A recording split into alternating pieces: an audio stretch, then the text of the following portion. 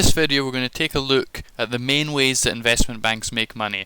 What I'm going to do here is show you a business operation of an investment bank, explain what the bank does, and then how it makes money doing that.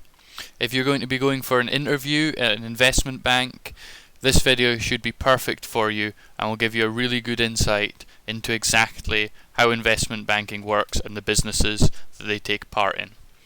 First up, we've got brokerage, which is fundamental to what a bank does. It's really very simple what the bank does here. It connects buyers and sellers. These could be mega deals or simple stock or derivative trades. On every deal, the investment bank takes some sort of commission. It's that simple. A related operation is underwriting. This is where an investment bank takes a company public through an initial public offering, which we call an IPO for short.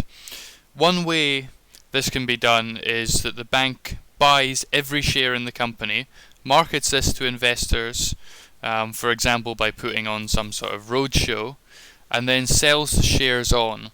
The investment bank will make the difference between the price it bought the shares and the price that they sell them on for. They are taking on the risk that they might not be able to sell the shares at or above the price that they paid for them, so they could in theory lose money. Alternatively, they could just charge a flat fee, which is what happens in some cases. So that's underwriting in a nutshell. Now, M&A Advisory. M stands for merger and A stands for acquisition, though the term can be applied more broadly. Basically, the bank charges fees to facilitate various complex transactions. You can imagine that the contracts involved in a multi-billion-dollar mega deal are complex, so it's clear that you're going to need some sort of advisor.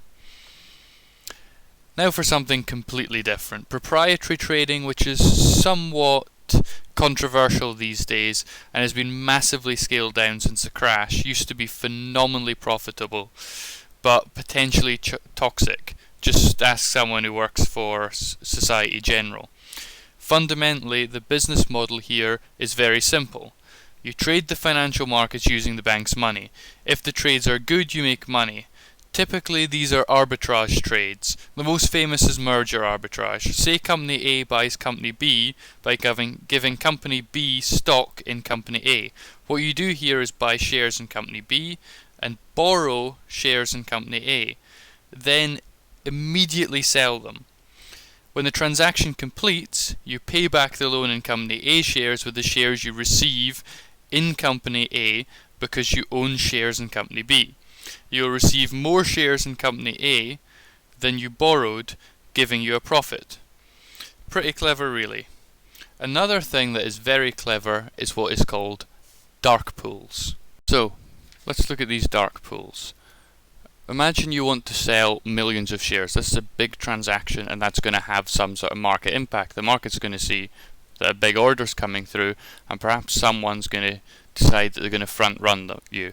So some high-speed trading firm is going to jump in front of you, buy and sell really quickly and shave off some of that money for themselves. So you don't want people knowing you're dumping all these shares onto the market, and you don't want anyone jumping in front of you. So one thing banks have invented is these dark pools. So basically they're saying, come in here and trade, no one will see that your big order is coming through and it's coming from you. These are very controversial and are detailed in a very good book by Michael Lewis. Of course, the banks are charging fees to facilitate trades in these dark pools. Market making, another related operation. Very profitable for the banks. Essentially, they have a massive inventory of stocks that is constantly turning over. They quote a buy price and a sell price, and they make the difference between this. So that's what's called the spread, or the bid-ask spread, or the bid-offer spread. You can imagine if you're trading millions and millions and millions of shares every hour probably, this tiny spread is going to add up to a fantastic amount of money. Swaps are also pretty big business for banks. Essentially, they broker the deal between party A and party B. Essentially, two parties agree to exchange cash flows based on a certain change in a benchmark, such as interest rates or an exchange rate. You get all sorts of swaps. You've got things like credit default swaps, currency swaps, exchange rate swaps, and so on. Very big business for banks. Moving on, collateralization, one of the major causes of the latest crisis. What happens here is that investment banks buy up lots of loans and package them up into securities like a bond called collateralized loan obligation or a collateralized debt obligation. And the banks sell these on at a profit, so they paid less for the loans than they sell the bond for. If you've got a big client base of investors, you should probably just sell them some products. One such product is investment research, where a bank tells money managers whether to buy or sell a security in a big report all about the financials of the company and the competitive nature and so on. Though they do have a very strong tendency to say buy. The ratio of buy to sell is very high. Furthermore, if you're an investment bank, you're going to have a lot of very rich clients, so why not just manage some of their money for them? The business model here is very simple.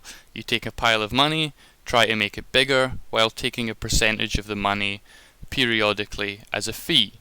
The most profitable way to do this is via a hedge fund. Many investment banks have internal hedge funds. A hedge fund is basically a fee structure which makes the manager a lot of money. Standard fees here are 2 and 20, which means 2% of assets and 20% of profits. Run the numbers for £1 billion hedge fund that makes 100 million, and you see that the manager is really printing money. They get a big slice of the gains of the fund. Similarly, investment banks run private equity funds which raise money to invest in private assets, typically with very high leverage. The banks charge fees to investors and also use these funds as a vehicle for their own assets as well. Fundamentally, investment banking can be considered as one single sentence, sums everything up.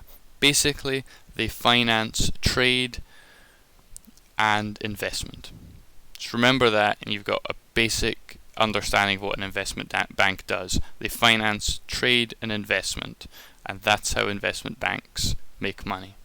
Hopefully this is helpful to you and you found this interesting. Thank you very much for watching.